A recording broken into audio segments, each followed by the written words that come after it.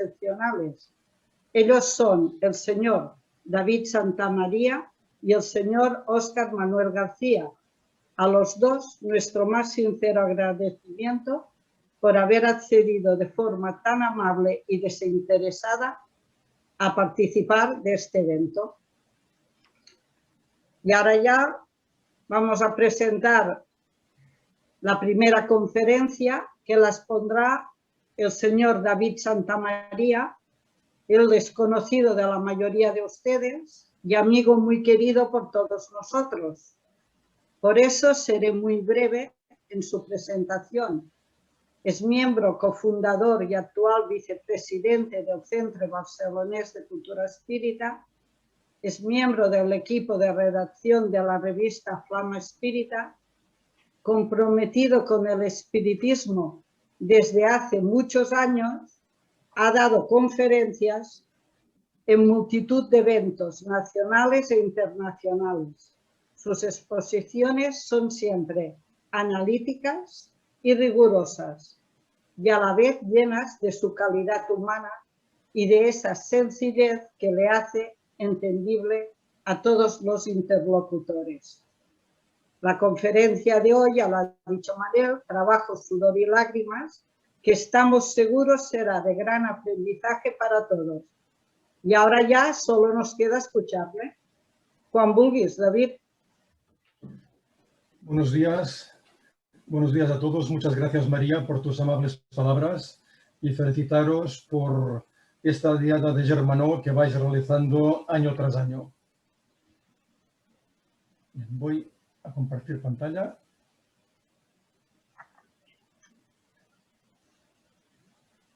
Confío que veáis bien la presentación.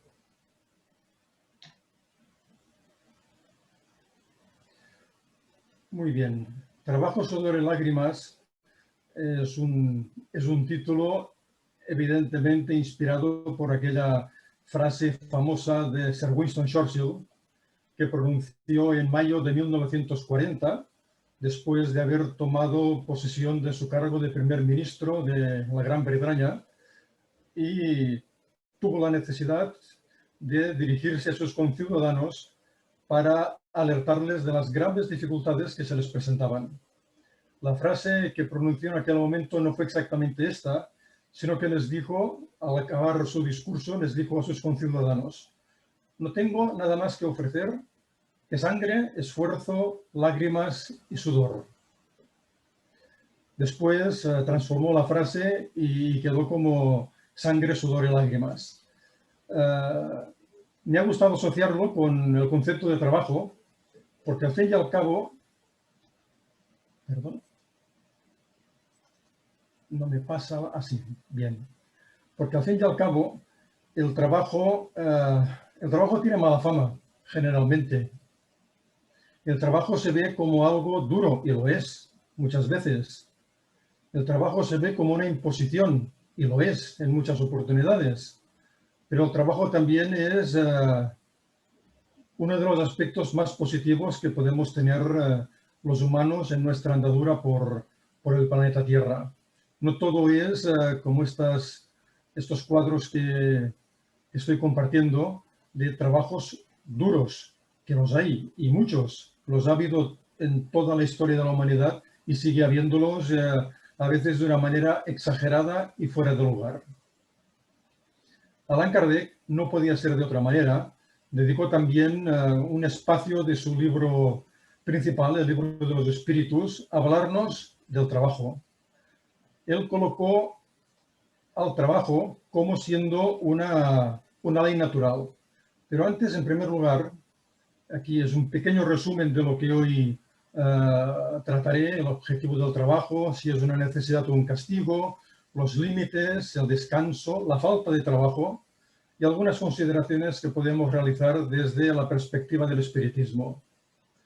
Este cuadro que ilustra esta diapositiva es un cuadro que siempre que lo veo me mueve a reflexión por dos motivos principales. El primero, por la fidelidad en la ejecución de la pintura, de estos aparatos, de estos telares que vemos, antiguos que vemos en este cuadro. Los compañeros de Tarrasa, de Sabadell, de Barcelona, los conocemos dentro de todo bien porque forman parte del tejido industrial antiguo de nuestra comunidad. Pero a mí lo que me impresiona de este cuadro, más que la perfección del detalle, es la expresión de la niña. Es una niña obrera. 8, 10, 12 años era lo normal que se pusieran a trabajar. La generación de mis padres, esa generación que nació hace 100 años, es una generación de niños obreros, todos ellos. Yo lo puedo decir por mi propia experiencia. Mi padre a los 10 años, 8 o 10 años ya trabajaba y mi madre a los 11 años también. Y así prácticamente la mayor parte de los miembros de aquella generación. Por eso no es de extrañar que el trabajo se vea como algo muy duro. Y repito, lo es en muchas oportunidades. Kardec, como decía, dedicó una de sus leyes morales, en el tercer libro del Libro de los Espíritus, a el trabajo. Y nos dice que el trabajo es una ley de la naturaleza, o sea que es una ley natural.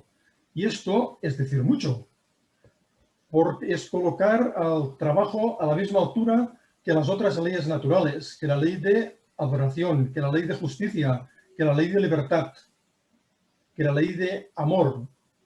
Es decir, lo coloca arriba de todo. Porque para Kardec la ley natural es la ley de Dios.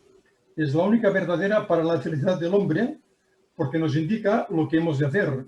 Y somos desgraciados, acaba Kardec ese ítem 614 del Libro de los Espíritus, somos desgraciados porque de esa ley natural nos apartamos. Bien, Kardec, como digo, coloca al trabajo en la máxima categoría y nos dice que es una ley de la naturaleza porque es una necesidad. Aquí ya nos va marcando el objetivo de esta exposición. El trabajo es una necesidad. La civilización nos obliga a hombres y a mujeres a trabajar más porque aumenta las necesidades y los goces. Esto siempre es relativo. Las necesidades son aquellas, podríamos decir, imprescindibles para una vida normal, correcta, sana, enriquecedora. El problema es que los humanos muchas veces nos creamos más necesidades de las que realmente serían lógicas y eso lleva aparejado problemas asociados. ¿Cuál es el objetivo del trabajo? Un doble objetivo, nos dice Kardec. La conservación del cuerpo y el desarrollo del pensamiento. Es verdad que si no se trabaja, no hay recursos, no podemos tener cubiertas nuestras necesidades básicas a nivel físico, no podemos cuidar bien a nuestro cuerpo, no podemos alimentarnos, vivir en un lugar adecuado. Por ello, el trabajo es una herramienta imprescindible para los habitantes de esta humanidad. Pero también lo es para el desarrollo del pensamiento, porque el trabajo, el ambiente laboral, nos obliga a prepararnos, nos obliga generalmente a estudiar, nos obliga generalmente a tener una actitud, o debería obligarnos a tener una actitud positiva, y todo ello va en la línea de aumentar el desarrollo de nuestro pensamiento, de nuestra capacidad de pensar, de nuestra capacidad de razonar. Y eso es siempre muy importante. El trabajo lo será prácticamente siempre, porque los espíritus superiores, si por algo se distinguen, es por su capacidad de trabajo. Ya sabemos que un espíritu superior no necesita descansar, no necesita dormir como nosotros. Puede estar activo al 100% de su tiempo. Puede desconectar algunos momentos para reflexionar, para tener unos instantes de sosiego, pero no porque esté cansado. Estamos aún lejos de todo ello. Pero Kardec nos advierte que en los mundos perfeccionados, más perfeccionados que el nuestro, aún sigue habiendo esa necesidad del trabajo, porque el trabajo es un compañero que no nos abandona nunca. Empezamos con él en nuestras primeras encarnaciones en hominades y seguimos con él, sigue con nosotros por siempre. Ciertamente, cuanto menos materiales son las necesidades, menos materiales del trabajo, lo cual no quiere decir que no sea efectivo, que no pueda ser duro y que no sea necesario. Nos dice Kardec al final de esta diapositiva, al final de este párrafo, que la ociosidad sería un suplicio en vez de ser un beneficio. Y si nos fijamos en el significado de la palabra ocio y ociosidad, nos damos cuenta de la diferencia de ambos conceptos. La ociosidad se contempla como algo negativo, como una pérdida de tiempo, como una pérdida de oportunidad de hacer alguna cosa positiva. En cambio, el ocio es ese tiempo libre del que disponemos las personas en mayor o menor cantidad, eso ya sabemos que es muy relativo a nuestra propia situación personal y que podemos llenar con aspectos positivos, con lecturas, con paseos, con películas, con trabajos que nos llamen la atención en otros aspectos diferentes de nuestro ámbito material. Por eso la ociosidad sí que es un suplicio, porque nos estamos autocondenando a quedar estancados, a no saber aprovechar esa oportunidad que el trabajo nos ofrece.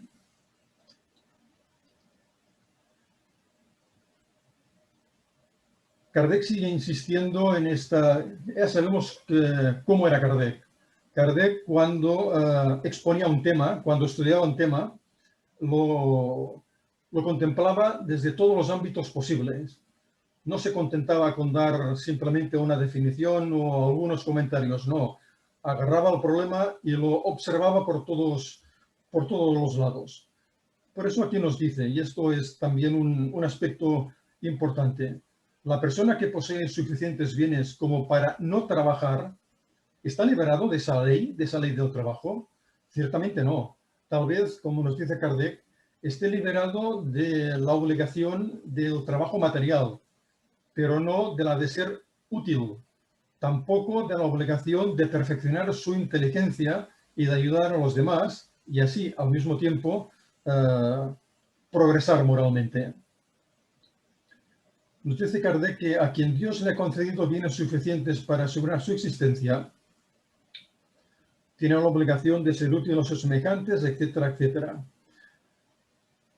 Podríamos decir que la riqueza, que las posesiones, que el poder son para muchos un regalo apetecible, pero sin embargo no deja de ser un regalo envenenado, porque como Kardec nos matiza en más de una oportunidad, las circunstancias tan favorables a nivel material de tener poder, mucha salud, belleza, de tener mucho dinero, muchas posibilidades, son precisamente los aprendizajes más difíciles que hemos de realizar los espíritus cuando estamos encarnados.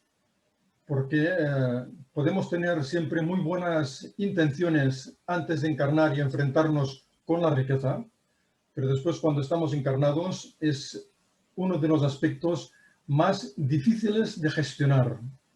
Ya nos dice Kardec que es más fácil o menos difícil manejarse dentro de un contexto de penuria económica que no estar inserto en un ámbito de gran poder económico. Para poder gestionar bien ese poder económico hay que estar muy centrado.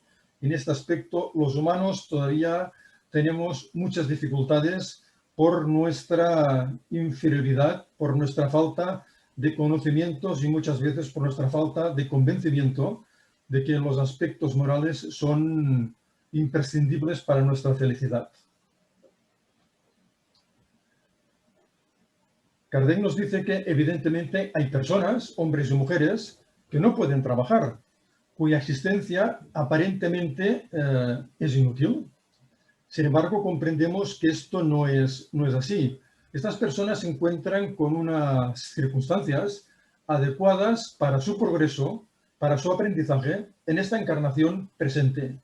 Vemos perfectamente a nuestro alrededor que hay compañeros de viaje, compañeros y compañeras de viaje, que no pueden trabajar por problemas físicos, por enfermedades, por discapacidades, y que tienen este problema añadido en su presente encarnación. Pero los espíritus le dicen a Kardec, y esto es muy cierto, que siempre podemos hacer algo, siempre podemos ser de utilidad. Podemos dar un buen ejemplo, un ejemplo digno de cómo se puede encarar de una manera adecuada, de una manera conformada, esas dificultades que enfrentamos en ciertas encarnaciones y que nos impiden muchas veces desarrollar un trabajo material. Los espíritus le acaban matizando a Kardec que no hay nadie que sea inútil para hacer el bien, para intentar aconsejar, acompañar, consolar, dar un buen ejemplo.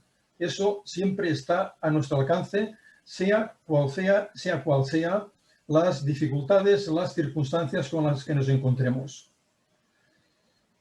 Porque nuestra ayuda a nivel de conversación, a nivel de opinión, a nivel de consejo, a nivel de ejemplo, es una ayuda que siempre podemos ofrecer de una manera amplia. El problema es que muchas veces no estamos todavía suficientemente convencidos y capacitados para ello, y cuando encarnamos en una de estas vidas tan duras, podemos perder de vista esta capacidad que seguimos teniendo de poder ser útiles, porque la persona más inútil físicamente, entre comillas, puede seguir siendo una persona muy útil a nivel moral.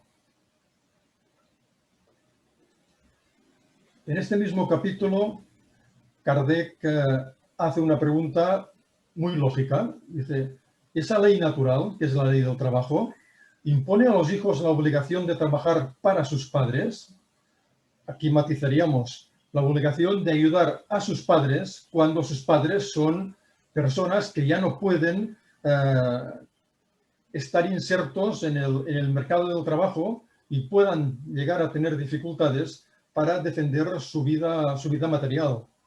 Es cierto que tanto los padres hemos de trabajar en favor de nuestros hijos, como cuando sea el momento adecuado, nuestros hijos, los hijos, deberían ser capaces de comprender y de ayudar y de trabajar para que sus padres puedan estar lo mejor posible. Es el afecto recíproco que hemos de manifestarnos, como le dicen los espíritus de Kardec, los miembros de una misma familia. Pero ya sabemos que en las familias hay de todo. Hay espíritus afines y hay espíritus muy poco afines, para que podamos ir puliendo esas circunstancias, para que podamos ir comprendiéndonos un poco más, podamos ir disculpándonos las circunstancias negativas del pasado y lleguemos a tener una buena convivencia. A veces, a lo largo de varias encarnaciones, hay que distribuir ese esfuerzo y la consecución de ese aspecto tan importante como es hacernos perdonar y perdonar al mismo tiempo a aquellos con los cuales hemos tenido desavenencias en nuestro pasado. Pero en una sociedad ideal, los padres, los hijos, los miembros de una familia deberían ser capaces de ayudarse, de apoyarse y de andar juntos por este difícil camino que es el de la encarnación en los mundos materiales. Decía al principio que muchas veces vivimos la cuestión del trabajo casi como un castigo, como una obligación, como algo duro. Y esto es desde siempre. Ya en el libro del Génesis, Moisés, o el autor de ese libro, refleja las palabras del Espíritu Yahvé cuando le dice a Adán y a Eva en concreto, que va a parir con dolor, lo cual parece un poco extraño que se lo dijera así de entrada, porque Eva no sabía lo que era parir. Eva no había tenido hijos hasta aquel momento. Si le dices a alguien que a partir de ahora vas a parir con dolor, quiere decir que tal vez antes no parían con dolor aquellos espíritus posiblemente encarnados en otros planetas más adelantados que el nuestro y que fueron conducidos a nuestra Tierra para dar un empuje a nivel intelectual y aprender a nivel moral. Y fijémonos cómo le dice, qué le dice Yahvé a Adán. Con la tierra, maldita será la tierra por tu causa, con dolor comerás de ella todos los días de tu vida. Espinos y cardos te producirá y comerás plantas del campo. Con el sudor de tu rostro comerás el pan hasta que vuelvas a la tierra. O sea, la perspectiva es muy poco halagüeña, es muy poco positiva. Lo que le están diciendo es que vas a trabajar mucho y vas a hacerlo con dureza, con dificultad, para poder salir adelante, para poder aprender. Y es verdad, muchas veces el trabajo tiene esta connotación casi de castigo, aunque no podemos aceptarlo como tal. El trabajo sí es una ley natural, no es un castigo de ninguna de las maneras. Además, Dios de ninguna de las formas puede castigarnos, porque Dios es amor. Por lo tanto, todo lo que Dios nos ofrece a través de sus leyes perfectas siempre es a favor de nuestro progreso. Y eso hemos de tenerlo siempre presente. ¿Por qué el trabajo es impuesto al ser humano?, pregunta Kardec. Es una consecuencia de su naturaleza corporal. Se trata de una expiación y al mismo tiempo de un medio para perfeccionar su inteligencia. Vamos a quedarnos un momento en estas primeras frases. El trabajo es impuesto por la naturaleza corporal. Bueno, posiblemente más que por la naturaleza corporal, por la naturaleza poco comprensiva que todavía tenemos en muchas oportunidades los que estamos encarnados o que van a encarnar en este mundo, y que se puede vivir el trabajo como una imposición y no como algo positivo. Le dicen los espíritus que el trabajo se trata de una expiación. En este aspecto no estaríamos totalmente de acuerdo en líneas generales. A ver, hay encarnaciones en las que el trabajo puede casi constituir un castigo. Lo vemos perfectamente a lo largo de la historia. Hablaba al principio de la conferencia de esa generación que nació en 1910-1920 y que casi todos fueron niños obreros, pero es que hoy en día, especialmente en los países asiáticos y africanos, hay muchos niños obreros todavía. E incluso en algunos ámbitos, en algunos lugares, el ritmo de trabajo casi es un ritmo de esclavitud. Por ello, sí que hay encarnaciones en las cuales casi podríamos decir que el trabajo es un castigo, pero no es un castigo porque lo que está ofreciendo a sus espíritus es una oportunidad de aprender y de reequilibrar en más de una oportunidad esos aspectos complicados que todos arrastramos de nuestro pasado. Es decir, el trabajo nunca es una punición, sino que siempre es una necesidad que nos impulsa a progresar y aprender.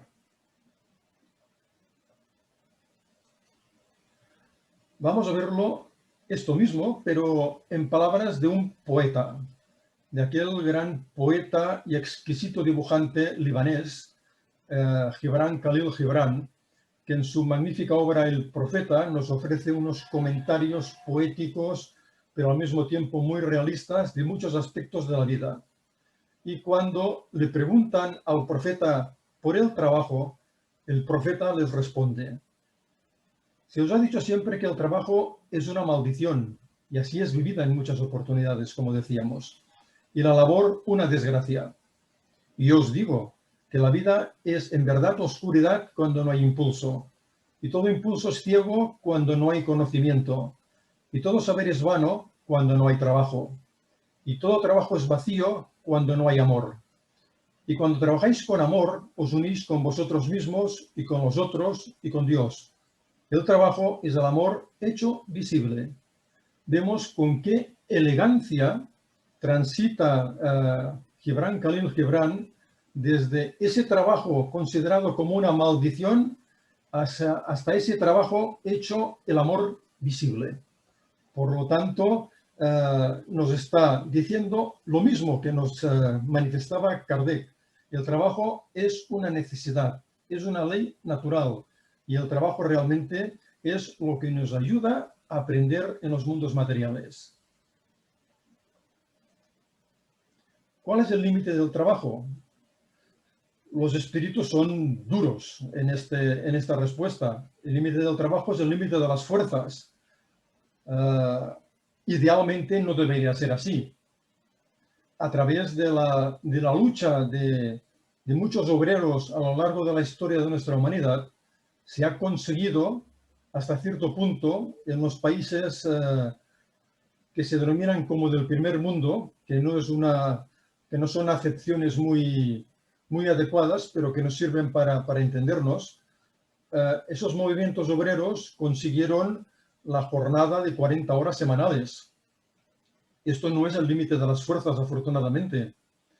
Las 40 horas semanales es un equilibrio. 8 horas para trabajar, 8 horas para descansar y 8 horas para el ocio, para otro tipo de trabajos intelectuales, para el deporte, para cultivar el espíritu, etcétera, etcétera.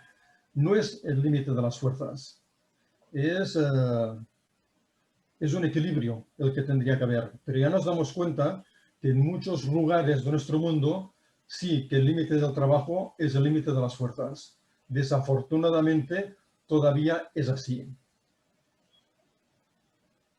Kardec se centra también en aquellos que abusan de su autoridad para imponer a sus subalternos un exceso de trabajo.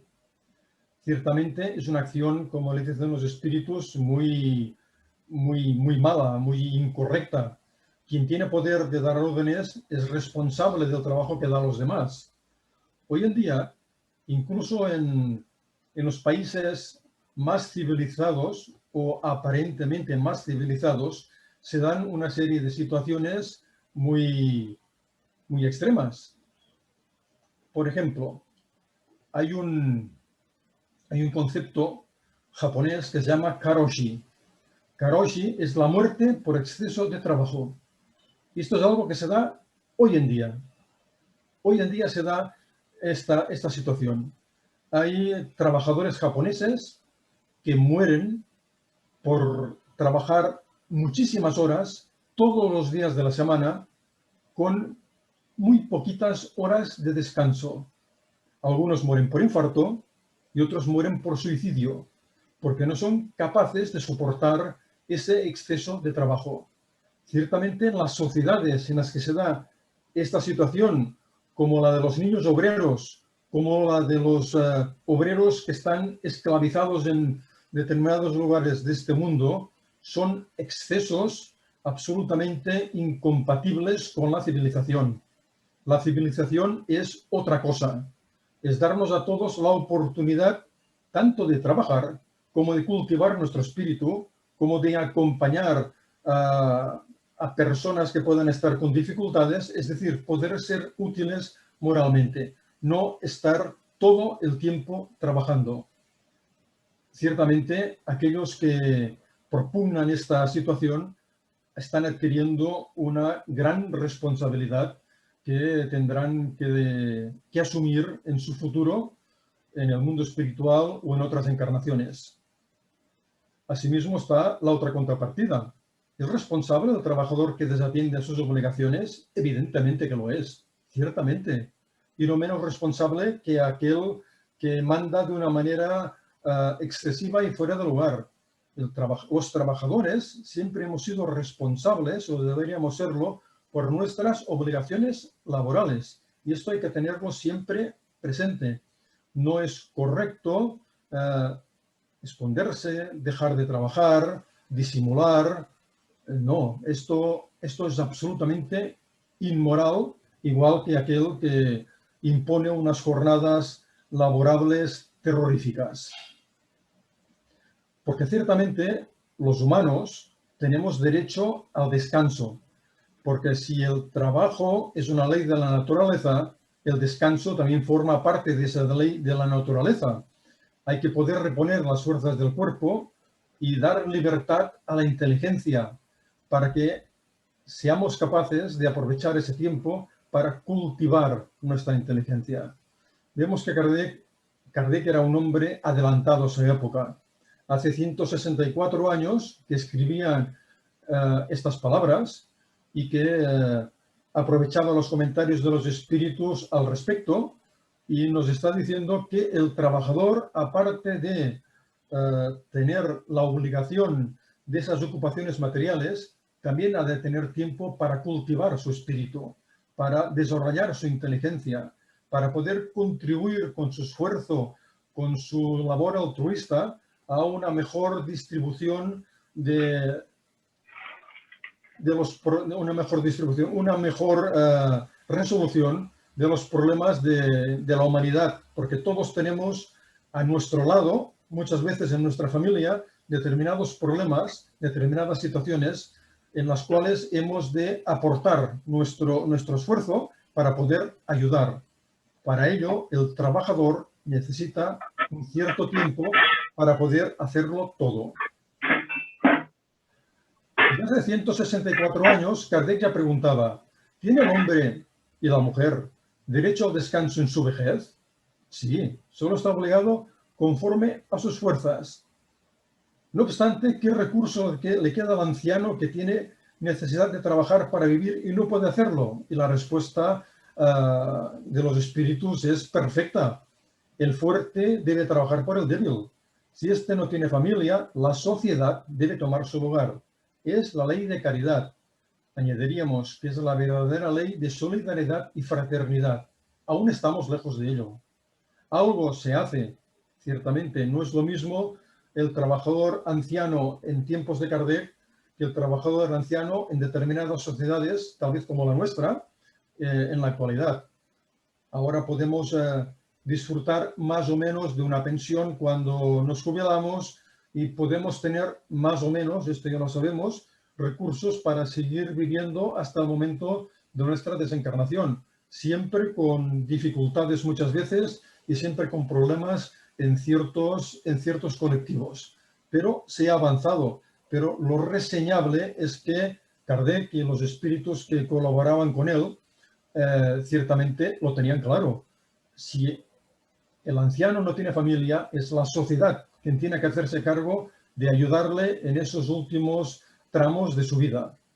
Es una conclusión perfecta.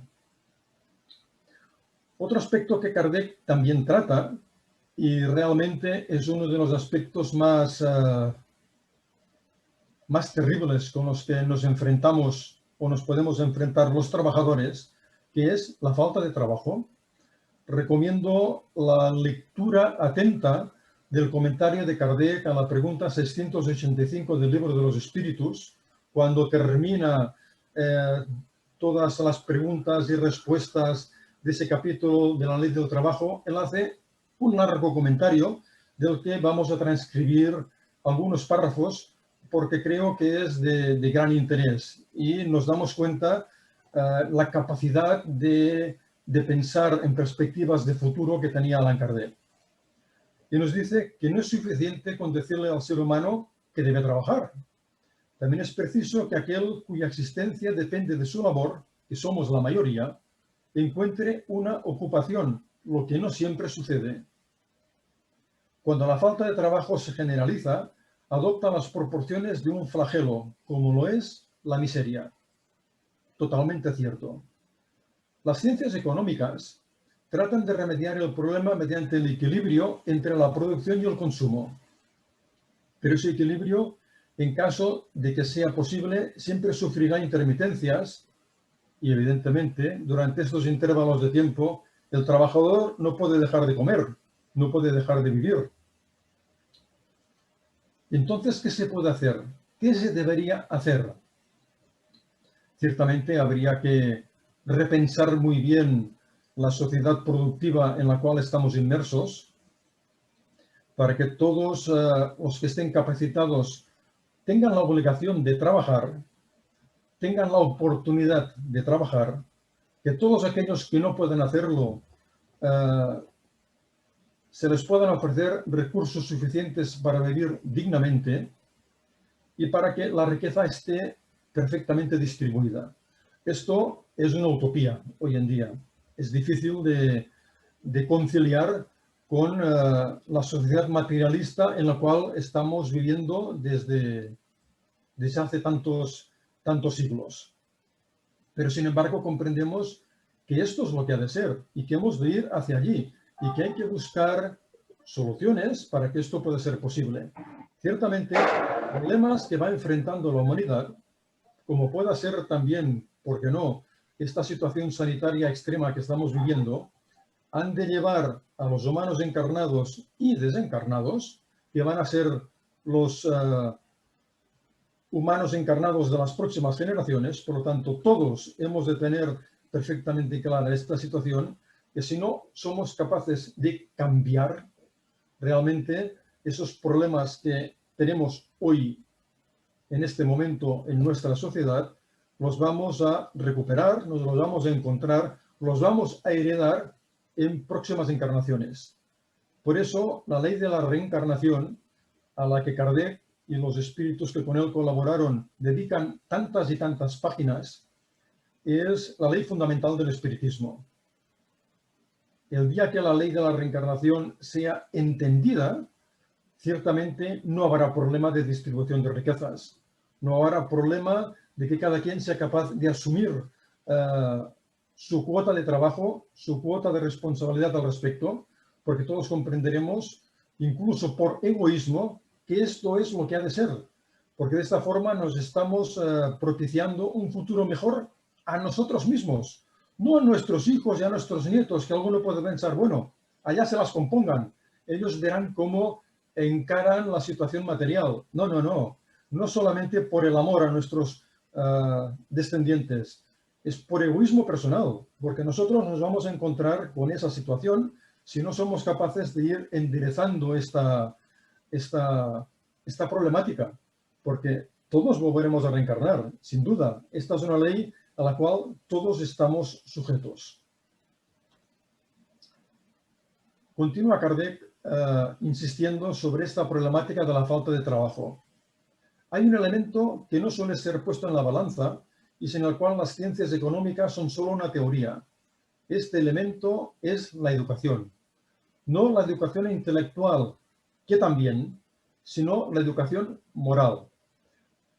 Ciertamente, la educación moral, como continúa Kardec, es la que forma los caracteres y al final esa educación es la que nos da el conjunto de los hábitos adquiridos. Es muy importante, ciertamente, sin despreciar, sin descuidar la educación intelectual, que también es muy importante, a pesar de que muchas veces no somos capaces de actuar correctamente con esos contextos intelectuales que podemos ir adquiriendo. Pero yo estoy convencido que a la corta o a la larga, esa intelectualidad nos va a ayudar a darnos cuenta de que ciertamente la moralidad es el aspecto primordial, el aspecto más importante. Sin embargo, es posible que con esa educación moral en la que insiste Kardec se pueda solventar la falta de trabajo. Ciertamente ahora mismo no se ve, porque la educación moral no es algo que se improvise. Es algo que se va dando paulatinamente a través del tiempo, a través de los esfuerzos que vamos realizando los espíritus en nuestras encarnaciones en los mundos materiales. Los valores morales no es algo que se pueda imponer por parte de los gobiernos, no. Es algo que hemos de ir entendiendo los espíritus encarnados y desencarnados. Y cuando los espíritus entendamos que los valores morales son imprescindibles, cambiaremos de actitud. Y la suma de todos esos cambios, de todos esos espíritus que irán cambiando de actitud, son los que van a propiciar que la sociedad también cambie. Porque esos cambios importantes siempre empiezan por abajo. Empiezan por los espíritus normales, que estamos encarnados en estos planetas, que vamos comprendiendo cada vez más que hay que esforzarse en hacer las cosas bien. Y cuantos más seamos en este aspecto, más rápidamente podremos cambiar la situación de nuestro planeta. Sigamos viendo lo que nos decía Kardec. Cuando el arte de educar, con mayúsculas, podríamos añadir, se ha conocido, comprendido y llevado a la práctica, el ser humano aportará al mundo hábitos de orden y de previsión. Hábitos para sí mismo y para los demás, que permitirán atravesar con menos dificultad los inevitables días difíciles. Es verdad, el desorden y la imprevisión, como le dicen los espíritus de Kardec, son dos plagas contra las cuales hay que luchar. En el mundo material hemos de esforzarnos en que todo esté bien ordenado, bien estructurado, que los aspectos legales acompañen al trabajador, que todos seamos capaces de contribuir de una manera positiva a que esas dos plagas del desorden y la imprevisión vayan apartándose de nuestro componente personal. Porque, como decía antes, esto es algo que hay que resolver a nivel personal, porque si comprendemos que el desorden y la imprevisión son malas para nosotros, pero no hacemos nada para solventarlo, nos vamos a quedar exactamente igual o peor todavía. ¿Pero es suficiente con esto? ¿Está la humanidad capacitada intelectual y moralmente para adoptar esas reformas solidarias y fraternas, más aún con la presente situación actual? No es muy probable todavía en este momento. Nos damos cuenta, observando lo que ha ocurrido durante los últimos meses con esta terrible pandemia que ha puesto nuestra sociedad patas arriba, dicho de una manera absolutamente coloquial, nos damos cuenta que ha habido personas que han sido capaces de tener o de continuar teniendo, diría yo, actitudes muy empáticas hacia los demás. Sin embargo, también ha habido o hay muchos seres humanos, muchas personas que lo único que desean es poder volver a la misma vida normal, yo casi diría que artificial, que tenían antes de encontrarnos con esta dificultad. Por tanto, aún estamos un poco lejos. En el siglo XVIII, a caballo del siglo XVIII y el siglo XIX, hubo una serie de hombres que tuvieron una visión de futuro con una perspectiva excelente, antes que Kardec propusiera la filosofía espiritista. Hombres como Henri de Saint-Simon, Etienne Cabet, Robert Owen y Charles Fourier. Todos ellos son denominados como socialistas utópicos, porque ellos sí creían, sí estaban convencidos de que la sociedad podía estructurarse de una manera lógica, de una manera moralmente adecuada. Y lo intentaron con todas sus fuerzas. Todos ellos propusieron ideas como Robert Owen, por ejemplo, que fue un empresario correcto, dirigió una fábrica y lo primero que hizo en esa fábrica fue elevar los sueldos de los obreros, darles formación intelectual, ayudarles en sus problemas del día a día, y aquella fábrica ganó dinero. Aquella fábrica fue un ejemplo. Sin embargo, al cabo de los años, los socios de Robert Owen, posiblemente por egoísmo personal, decidieron que era mejor apartar a Robert Owen de la dirección de la fábrica y seguir por otros caminos, porque no estaban y no estamos todavía preparados para actitudes mucho más positivas. Me gustaría resaltar de estos socialistas utópicos la figura de Charles Fourier. Charles Fourier fue uno de los padres del cooperativismo. Él preconizaba una figura que tal vez habréis oído hablar en alguna oportunidad, que eran los falansterios. Los falansterios eran unas agrupaciones humanas en las cuales, en régimen de cooperativa, todos los individuos que estaban en esos falansterios tenían las mismas obligaciones, los mismos derechos y todos tenían oportunidad de trabajar. Todo era compartido. Es decir, una situación ideal. Cada uno aportaba lo que sabía hacer y todo el mundo tenía los recursos necesarios para vivir. Y estamos hablando de 1800 y poco.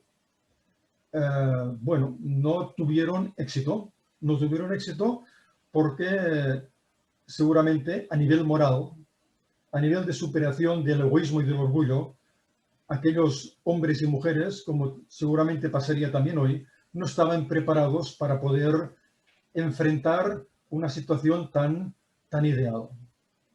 Además, Charles Fourier también es muy resaltable, mucho antes que Kardec explicara de una manera tan magnífica como lo hizo la cuestión de la reencarnación. Charles Fourier aceptaba que volvemos a vivir, aceptaba que los espíritus pueden comunicarse, es decir, que él tenía ya una serie de conocimientos muy adecuados sobre lo que el espiritismo al cabo de 30 o 40 años expondría. Por eso son ejemplos que hemos de tener en cuenta y que nos hacen pensar, porque nos damos cuenta de que la revolución no se puede ofrecer de estas maneras, sino que las personas convencidas de que esto es posible son las que van a unirse y las que van a conformar una sociedad más justa y más igualitaria. El quid de la cuestión. De Olindo Amorim, que fue un excelente intelectual espiritista brasileño del siglo pasado, en uno de sus más interesantes libros, titulado El espiritismo y los problemas humanos, nos dice que no depende exclusivamente del Estado la solución de los problemas sociales. El espiritismo ve en la reforma moral del ser humano el punto de partida de todas las reformas sociales. Esto que hemos ido diciendo en estos últimos minutos. La reforma personal es el punto inicial. Y este no nos puede venir impuesto por nadie. Hemos de promoverlo nosotros mismos, a través de las experiencias, a través de las vidas materiales, a través de nuestras múltiples encarnaciones. Vamos a ir terminando con algunos aspectos un poco más optimistas, porque ciertamente no estamos pintando un panorama muy halagüeño, por lo menos a corto plazo. A largo plazo, evidentemente sí. A largo plazo vamos hacia situaciones mejores, siempre, eso siempre. Costará lo suyo, costará esfuerzo, costará trabajo, costará sudor, costará lágrimas, sin duda, pero llegaremos. Has desactivado la audio. Aquí he reseñado algunos pensamientos de aquí como personas importantes de nuestro pasado, del pasado de nuestra civilización, cuando, por ejemplo, el Horacio decía, trabaja. Si puedes, trabaja bien. En caso contrario, trabaja siempre. No dejes nunca de trabajar, porque esto es lo que te va realmente a ayudar a salir adelante, intelectual y moralmente. Víctor Hugo nos decía que el trabajo endulza en todo momento la existencia, pero no a todos les gustan los dulces. Ya sabemos que en muchas oportunidades el trabajo no endulza la existencia, porque el trabajo es muy duro. Esto lo comprendemos también. León Tolstoy, aquel gran espíritu, nos decía que la condición esencial para la felicidad del ser humano es el trabajo, aunque sea un trabajo duro, aunque sea un trabajo que se pueda vivir en determinados momentos como un castigo. Seguro que va a ser de utilidad también para nosotros y al cabo del tiempo nos daremos cuenta de ello. Cuando desencarnemos y podamos observar con más perspectiva las situaciones con las cuales nos hemos encontrado, comprenderemos que esas situaciones han sido buenas para nosotros. Voltaire decía que el trabajo aleja de nosotros 3 grandes males: el tedio, el vicio y la miseria. El tedio y el vicio, sí. La miseria hoy en día ya nos damos cuenta que no. Uno se queda sobrecogido cuando ve aquí mismo, en Barcelona, en Madrid, en cualquiera de las ciudades de España, ve que hay trabajadores que tienen su ocupación material, pero que el sueldo no les da para comer, no les da para cubrir todas sus necesidades y han de acudir a comedores sociales. Esto no debería ser, ciertamente. Una sociedad adelantada no debería permitir situaciones de este tipo. Y finalmente, tal vez uno de los pensamientos más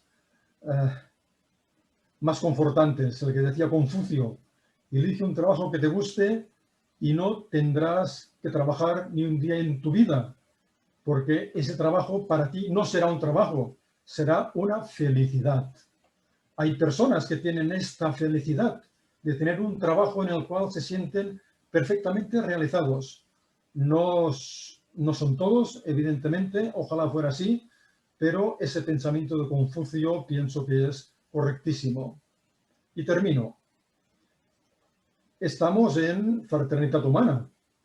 Entonces es lógico que recordemos también entre aquellos grandes trabajadores que ha tenido el espiritismo, porque los grandes hombres y mujeres que han impulsado la idea espiritista, desde Allan Kardec y León Denis, pasando por Amalia Domingo Soler, por José María Fernández Colavida y por Miguel Vives y Vives, fueron enormes trabajadores, personas que dedicaron enormes esfuerzos, gran parte de su tiempo, mucha parte de su descanso personal a trabajar en favor de los demás, sin ningún género de dudas. Me gustaría terminar con estos dos párrafos de la guía práctica del espiritista. Miguel Vives nos dice que los espiritistas tenemos un tesoro en nuestras manos y a veces no nos damos cuenta de ello. Hemos de tener en cuenta, decía Miguel Vives, que del instinto, las pasiones, los vicios y los defectos nos han quedado, podríamos decir, nos quedan, los de sabios, nos quedan todavía restos muy importantes en nuestra personalidad. Y aquí está nuestro tesoro si sabemos arrancarlos de raíz, sin cuyo trabajo siempre encontramos de una manera u otra el concepto del trabajo, sin cuyo trabajo, que es de gigante, no podremos poseer este tesoro hasta que nos hayamos hecho dignos de poseerlo. Es decir, para entender el espiritismo hay que trabajarlo a fondo, hay que estudiarlo, hay que entenderlo y hay que ponerlo en práctica. Las tres facetas son importantes. No es suficiente con estudiarlo y comprenderlo, sino que hay que ponerlo en práctica. No es suficiente con ponerlo en práctica, sino que hay que comprenderlo y entenderlo, porque si no, tal vez esa práctica no estará correctamente enfocada. Todo es suficientemente importante. Este camino, que es el espiritismo, ahorra todas las dudas, desvanece todos los errores, ilumina la inteligencia, da valor al espíritu para luchar contra toda preocupación. Creo que enhorabuena, ¿eh? Miguel Vives no podía expresarse de otra manera. Miguel Vives tenía una perspectiva superior de las circunstancias de la vida. Por eso él podía afirmar que el espiritismo nos ahorra las dudas, desvanece los errores, ilumina la inteligencia y da valor al espíritu. Sin embargo, a los espiritistas corrientes, como somos la mayoría de nosotros, las dudas a veces permanecen, hay que luchar para esclarecerlas, los errores hemos de vigilar de no cometerlos, hay que permitir que el espiritismo ilumine nuestra inteligencia y que nos dé valor, pero hay que trabajarlo. Y termina Miguel Vives, de manera que si el espiritista no es indolente, puede realizar todo cuanto desee para su bien. Por eso os digo que los espiritistas tenemos un tesoro en nuestras manos. Y estoy totalmente de acuerdo con Miguel Vives. Tenemos un tesoro y hay que saber aprovecharlo. Muchas gracias por vuestra atención. Esperamos que haya podido ser de un cierto interés estos comentarios sobre Kardec, Miguel Vives, Confucio, etcétera, etcétera, que siempre son pensadores que nos acompañan, nos ayudan y nos enseñan.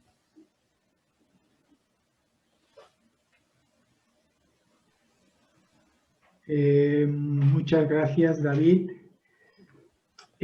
Bueno, tal como estaba previsto en el orden del día y de la actividad que realizamos hoy, una vez finalizada la intervención del conferenciante, podemos en principio pasar a lo que sería el turno de preguntas y David pues contestará a las mismas y una vez finalizado el turno de preguntas haremos un descanso de 10 minutos y continuaremos con la intervención del segundo conferenciante.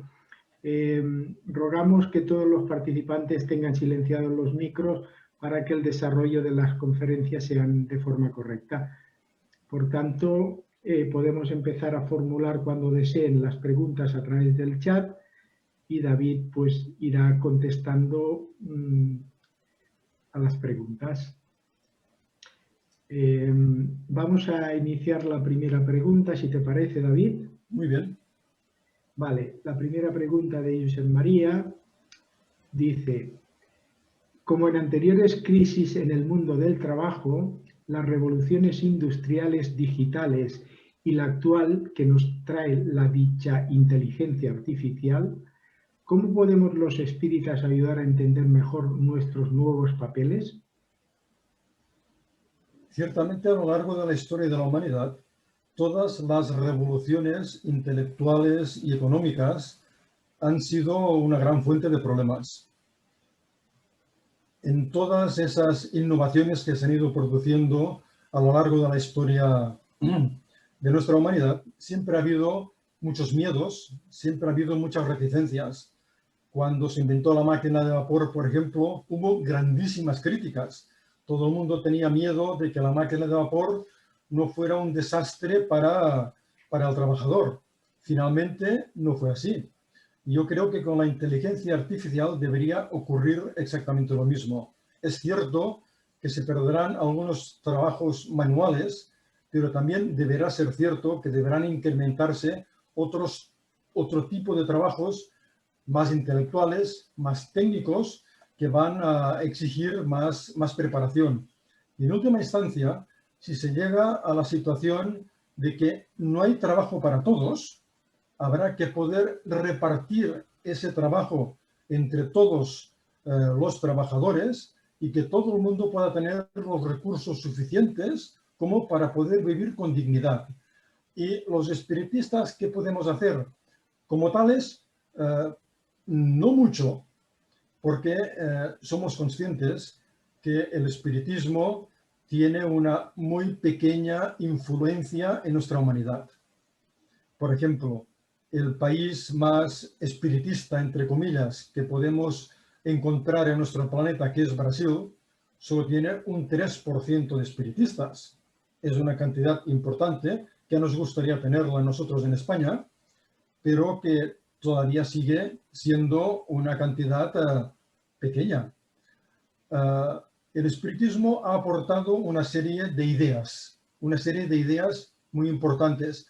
Ya hemos visto en nuestra conferencia de hoy, como en otras oportunidades, podemos darnos cuenta a través de la lectura de los libros de Kardec, que el espiritismo es una filosofía moderna que va por delante de su tiempo.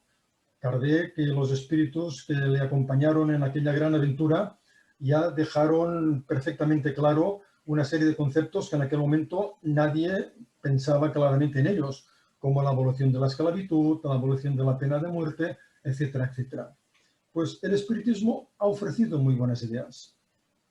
Esas buenas ideas acabarán sedimentando en nuestra humanidad, tal vez no por la actuación del espiritismo, sino por personas ajenas al espiritismo que retoman estas buenas ideas y las desarrollan. Seguro que son espíritus que vienen ya capacitados para ello, apartados del contexto espiritista, para poder así dar un empaque mayor a su actuación. Por ejemplo, personas como Ian Stevenson, como Samparnia, como Pim Van Lommel, que son médicos, investigadores, que demuestran la realidad de la reencarnación. Si uno quiere observar sus experiencias sin prejuicios, y también demuestran que hay vida después de la muerte, gracias a la observación de esas experiencias cercanas a la muerte, pues realmente van a deberían dar mucho que pensar a los humanos encarnados y desencarnados, para que todos seamos capaces de ir asimilando esas realidades. Pero como preguntas en esta cuestión concreta, ¿qué podemos hacer los espiritistas? Podemos dar ejemplo. Y esto puede parecer poco, puede parecer realmente que no nos lleva a ninguna parte. Pero esto no es así, porque al fin y al cabo hay que tener tendencia a ese concepto de la mancha de aceite. Es decir, que el ejemplo de los espiritistas puede ir llamando la atención de las personas que tenemos a nuestro alrededor. Que por lo menos puedan llegar a pensar, mira, fulanito de tal, mira, Manel Reyes, David Santamaría, María Girbau, Josep María Torres, son espiritistas, por favor, pero oye, parecen buenas personas. Puede ser interesante escuchar lo que nos dicen. Esto es lo que los espiritistas podemos hacer. Intentar dar un buen ejemplo. Seguro que no sabemos hacerlo la mayor parte de las veces, pero hemos de estar conscientes de ello. Dar un buen ejemplo es también una contribución importante para nuestro propio progreso y como ayuda a las personas que tenemos a nuestro alrededor. Y confiar en esos científicos que seguro que vienen perfectamente capacitados, con las ideas muy claras, a pesar de que en este momento tal vez no sean ni siquiera espiritualistas, pero que dan una contribución enorme al progreso de nuestra humanidad.